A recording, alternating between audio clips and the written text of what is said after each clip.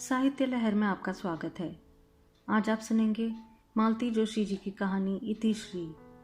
आइए कहानी सुनते हैं। आज खाना नहीं बनेगा क्या? कब से बन गया है? फिर परोसने का मुहूर्त कब है? जब आप कहें। मतलब कहना पड़ेगा तभी खाना मिलेगा। रमा ने कोई जवाब नहीं दिया और वह रसोई में चली गई। जवाब देती तो पतिदेव और कोई नुक्ता निकालते। सीधी बात करना तो इस आदमी ने सीखा ही नहीं है। जब भी मुंह खोला है उल्टी सीधी बात ही निकाली है। खाने की बात को ही ले ले। अगर अपने से खाने के लिए कहेंगे तो ठीक है, क्या तुम कहोगी तब खाना पड़ेगा?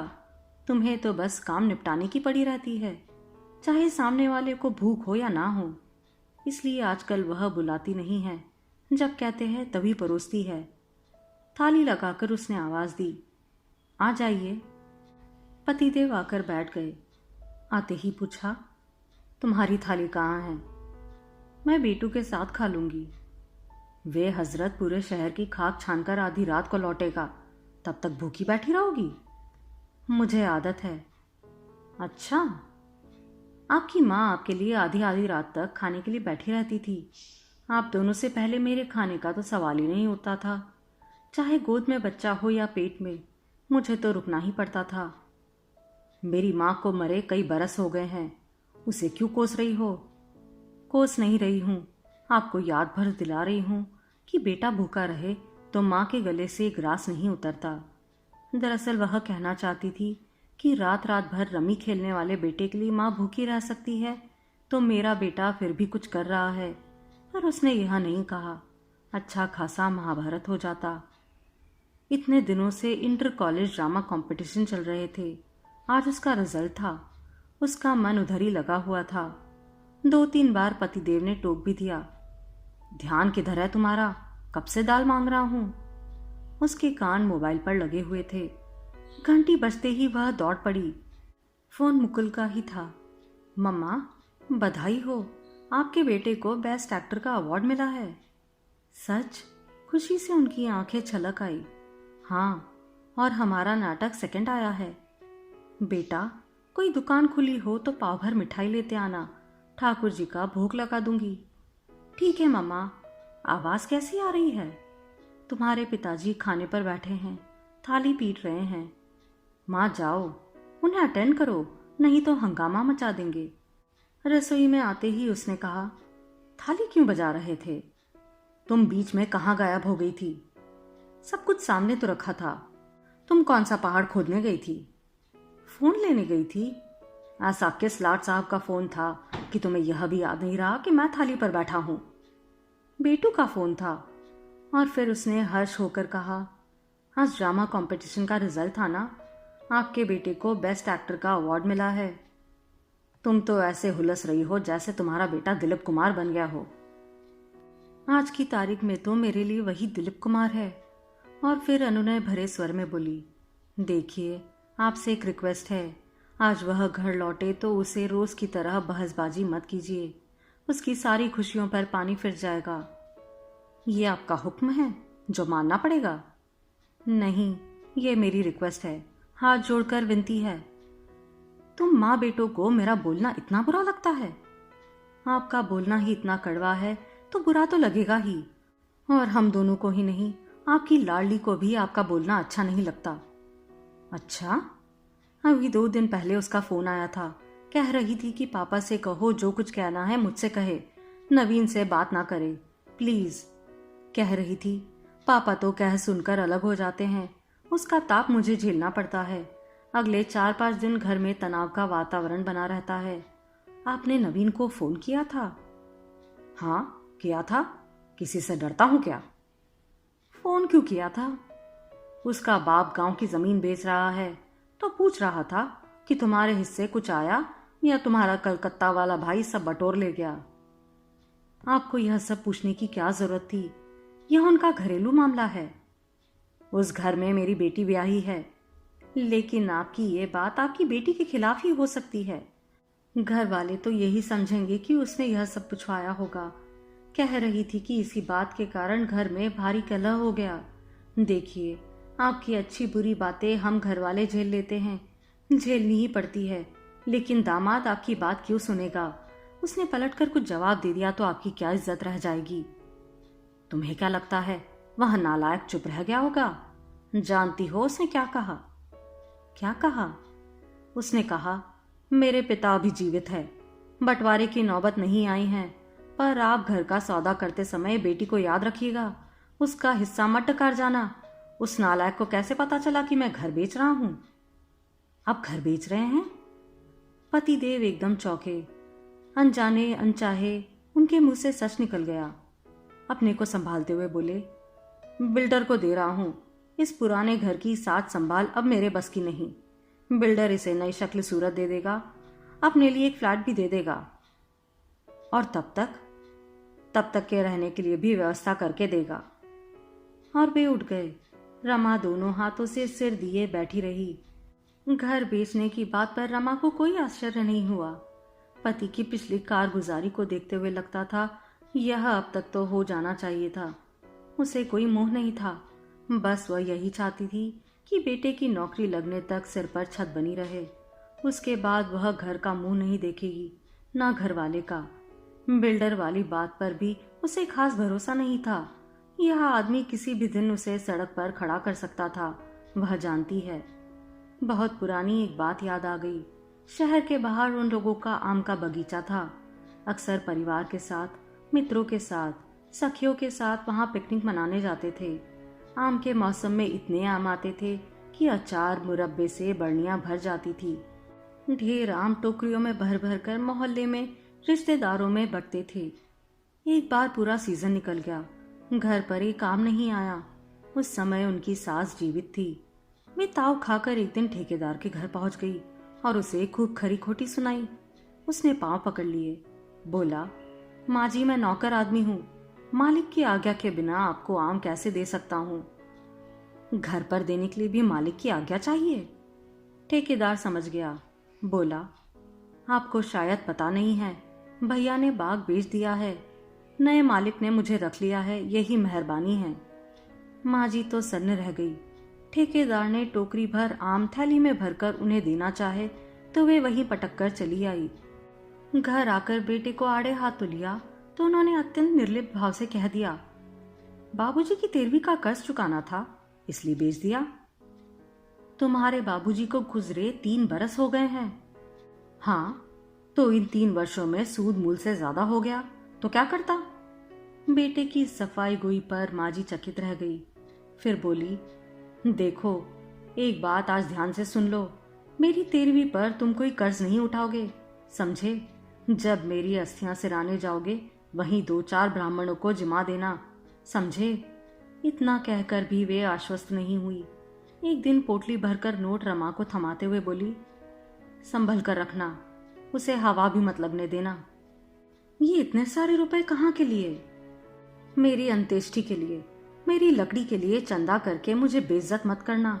मुकुल की बहू के लिए चेन रखी थी, उसे बेचकर ये ले आई हूँ। माँ जी ने बेटे को अच्छे से परख लिया था। जिस दिन उनकी अंतिम यात्रा निकलने को थी, घर बाहर लोगों की भीड़ जुट गई थी। ऐसे में पति ने उसे कमरे में बुलाया। तुम्हारे पास कुछ पैसे हैं? आपके पास माँ की अंत्येष्टि के लिए भी पैसे नहीं हैं? अरे, ये सब एकदम से हो गया। ठीक ही तो हुआ, बीमार पड़ती तो क्या आप इलाज करा पाते? फिर पैसे देते हुए कहा, मुझे पता था यह सब होगा, इसलिए भैया लोगों से कह दिया था पैसे लेते आना। अब आप समय से उनका कर्ज चुका देना बस। पतिदेव ने हमेशा की तरह सिर हिला दिया और बाहर चले गए। माँ नहीं रही तो कोई अंकुश नहीं रहा। उन्होंने अपनी पुश्तैनी दुकान पर बैठना भी छोड़ दिया। कहा कि पीठ में दर्द रहता है। दुकान पर एक लड़का रख दिया है। जब 4 महीने तक दुकान से एक पैसा नहीं आया तो रमा ने पूछा, बोला, किराए से उठा दी है। उस पेशगी वाली रकम का क्या हुआ यह उसने चाहकर भी नहीं पूछा, क्योंकि ऐसे प्रश्न हमेशा अनुत्तरित रहते हैं। एक दिन मुकुल उस और गया था। लौटकर उसने बताया कि दुकान का तो काया पलट हो गया है, वह पहचानी नहीं जाती।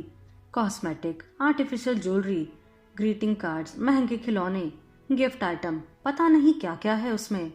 उस बाजार में अलग ही नजर आ रही है। मुकुल ने बताया, कि दुकान की सिर्फ शक्ल सूरत ही नहीं बदली है, बोर्ड भी बदल गया है, उस पर नया नाम है। उसने पति से जवाब तलब करना चाहा तो उन्होंने सपाट स्वर में कह दिया, पैसे की जरूरत थी, बेच दी। बताना तो था। हर बात तुम्हें बताना जरूरी है? बताता तो तुम क्या कर लेती? यह तो सच था, वह क्या कर लेती। बस वह चिंता में डूब गई। यही सिलसिला रहा तो गृहस्थी कैसे चलेगी। उसकी छोटी सी नौकरी है, उससे दोनों वक्त का चूल्हा तो जल जाता है, पर गृहस्थी में और भी तो खर्चे होते हैं। उसका क्या? अपनी उधेड़-बुन में वह इतनी व्यस्त रही कि उसे कभी पता ही नहीं चला कि बच्चे इस बोझिल वातावरण से ऊब चले हैं। वे अपने स्नेह का, सुख का आलम कहीं बाहर ढूंढ रहे हैं। जिस दिन मीनल ने भागकर शादी की, उस दिन उसे होश आया। मीनल के पापा ने बड़ा हंगामा किया। मुकुल ने बड़े शांत स्वर में कहा, आप उसके लिए कौन सा आईएएस लेके आने वाले थे जो इतना शोर मचा रहे हैं? उसकी कॉलेज की फीस तक तो आपसे भरी नहीं जा रही थी। कब से बेचारी को घर में बिठा रखा था। ऐसे में कोई भी भटक सकता है। वह तो अच्छा है कि लड़का परिचित है, पढ़ा लिखा और कमाऊ है। हमें भी लगा कि बेटी ने ठीक ही किया। बाप के भरोसे बैठी रहती तो जिंदगी भर कुंवारी ही रह जाती। और जिस बेटी को फूटी कौड़ी भी नहीं दी, उसके यहाँ जमीन जायदाद का हिसाब मांगने पहुंच गए। बेशर्मी की भी हद होती है। उन्हें पक्का विश्वास हो गया कि माँ और भाई की शह पाकर ही लड़की ने यह कदम उठाया है। तब से मुकुल उनकी आंखों में कांटा बन गया है। उससे वे हर बार फीस के लिए तरसाने लगे थे। हार कर रमा ने अपने भाइयों से गुहार की कि दाल रोटी का जुगाड़ तो वह कर लेगी। आप लोग मेरी राखी भाई दूज मानकर उसकी फीस का इंतजाम कर दें। राखी भाई दूज और फीस में कोई तालमेल नहीं था, पर उसके भाई ने उसकी बात का मान रखा। बेटे ने भी आश्वस्त किया कि मामा लोगों की पाई पाई चुका देगा। मुकुल को मौसा जी ने अपना पुराना स्कूटर दे दिया। दुनिया भर के लड़के चमचमाती बाइक पर घूमते हैं। मुकुल अपनी खटारा स्कूटर खदेड़ता रहता है, पर उसके चेहरे पर शिकन नहीं आती। भगवान ऐसा समझदार बेटा सबको दे। बेटे की याद आते ही उसने घड़ी की ओर देखा। 11 बजने को थे। उसने सोचा वह आता ही होगा। कटोरी में राई और नून लेकर वह खिड़की पे जा खड़ी हुई। गली में उसके स्कूटर की आवाज सुनते ही उसने दरवाजा खोल दिया। मुकुल स्कूटर से उतरा, गेट खोलकर भीतर आया। स्कूटर पार्क करके उसने गेट बंद कर दिया। फिर माँ से बोला, माँ, गेट का ताला देना। 1 मिनट वहीं खड़े रहो, रमा ने कहा और दोनों हाथों में राई और नून लेकर उसकी नजर उतारने लगी। उसने हाथ ऊपर की ओर घुमाया ही था कि पीछे से किसी ने उन हाथों को झटका दिया। पूरा राई नून आंगन में बिखर गया। ये क्या किया आपने? वह चीखी और रो पड़ी। वह कौन सी जंग जीत कर आया है जो उसकी आरती उतार रही हो? मुकुल भीतर आया। अपने पीछे दरवाजा बंद करते हुए उसने कसैले सुर में कहा, वाह, इससे अच्छे स्वागत की तो मैंने कल्पना भी नहीं की थी। स्वागत किस लिए जनाब? आवारागर्दी करके लौटे हो इसलिए? कहाँ थे अब तक? उन्होंने कड़कदार आवाज में सवाल दागा। पापा, रोज रोज एक ही प्रश्न पूछते हुए आप बोर नहीं होते? लेकिन मैं उत्तर देते ऊब गया हूं, कुछ नया सोचिए ना। अच्छा, तो यह बताओ, कॉलेज पढ़ने जाते हो या नाटक करने? यह प्रश्न पूछने का अधिकार सिर्फ उन्हें है जो मेरी फीस भरते हैं, मुकुंद ने सपाट स्वर में कहा। बदतमीज! आवेश में उनका हाथ उठ गया, पर दूसरे ही क्षण वह जवान बेटे की बलिष्ठ मुट्ठी में कैद था। वह कसमसा गए। लगा कि और कुछ पल यह मुट्ठी ऐसे ही कसी रही तो उनकी कलाई चटक जाएगी। जैसे ही बेटे ने हाथ छोड़ा, वे फुफकार उठे, निकल जा मेरे घर से, अभी, इसी वक्त। यह घर मेरे दादा परदादा का है। इसमें रहने का मुझे भी उतना ही हक है जितना आपको। जब आप अपना घर बनाएंगे, उसमें बेशक मुझे बेदखल कर सकते हैं। मुझे कानून सिखाएगा तू? मम्मा, आप खाना लगा दो, मैं फ्रेश होकर आता हूँ। ये बहस तो चलती रहेगी। वह अपने कमरे में चला गया। रमा रसोई की ओर मुड़ी तो उन्होंने आवाज दी, सुनो। रमा रसोई के दरवाजे पर रुक गई। आज अगर तुमने उसे खाना दिया तो मेरा मरा मुंह देखोगी। रमा ने गर्दन को एक और झटका दिया और रसोई में जाकर खाना गर्म करने लगी। वे रसोई के दरवाजे पर आकर खड़े हो गए। तुमने सुना नहीं मैंने क्या कहा? मेरा मरा मुंह देखोगी जो उसे खाना दिया। रमा टेबल पर थाली कटोरी लगाती रही। उन्होंने फिर कहा, तुमने सुना नहीं मैंने क्या कहा? मेरा मरा। सुन लिया भाई, सब सुन लिया, उसने झल्लाकर कहा। कितनी बार वही वही बातें कहेंगे? What is the problem? पीछे से मुकुल की सख्त आवाज आई। उन्होंने देखा उसकी आंखें अंगार हो रही थी। वह सहम कर पीछे हट गए। मुकुल के भीतर आते ही उसने कहा, आजा बेटा, सब गरम कर दिया है, आराम से बैठकर खा ले। मैं बाहर जाकर दरवाजा बंद कर लेती हूँ, नहीं तो शांति से खा भी नहीं पाएगा। बाद में मैं आकर समेट लूंगी। तुम खा चुकी माँ?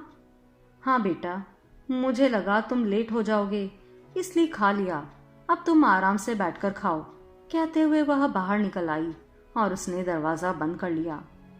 बाहर वे जले भुने बैठे थे। मैंने तुमसे कुछ कहा था? मैंने भी आपसे कुछ कहा था, यही कि आज आप उससे बहसबाजी मत कीजिएगा, उसकी सारी खुशियों पर पानी फिर जाएगा। पर आपने मेरी बात नहीं मानी, रोज की ही तरह हंगामा कर दिया। जब आप मेरी बात नहीं मान सकते तो मुझसे क्यों अपेक्षा करते हैं? मेरी तुम्हारी बात में कोई फर्क नहीं है? क्या फर्क है? मैंने कहा था मेरा मरा मुंह देखोगी अगर उसे खाना दिया तो? मतलब तुम्हें मेरे मरने जीने से कोई फर्क नहीं पड़ता? वह चुप रही। यह मत भूलो कि मेरी वजह से तुम सुहागिन बनकर इठला रही हो। वह भरी बैठी थी, एकदम फूट पड़ी। ऐसे निकम्मे सुहाग का मैं क्या करूं? इससे तो मैं अभागी ही भली। कहते हुए उसने अपने मंगलसूत्र उतारकर उनकी ओर उछाल दिया। लीजिए, इसे भी बेचकर खा लीजिए, कुछ दिन का खर्चा पानी चल जाएगा। वे सन्न रह गए। यह वही मंगलसूत्र था जो कभी टूटकर बिखर जाता तो वे सारा काम छोड़कर उसे पिरोने बैठ जाती। सूने गले से वह पानी भी नहीं पीती थी। वही मंगलसूत्र रमा ने आज ऐसे उतारकर फेंक दिया जैसे वह कोई चीज हो। उनके स्वामित्व का अहंकार पल भर में शेष हो गया था। उनका पति होने का एहसास किसी रद्दी कागज के टुकड़े की तरह उनके पैरों में लौट रहा था। आप सुन रहे थे मालती जोशी जी की कहानी इतिश्री।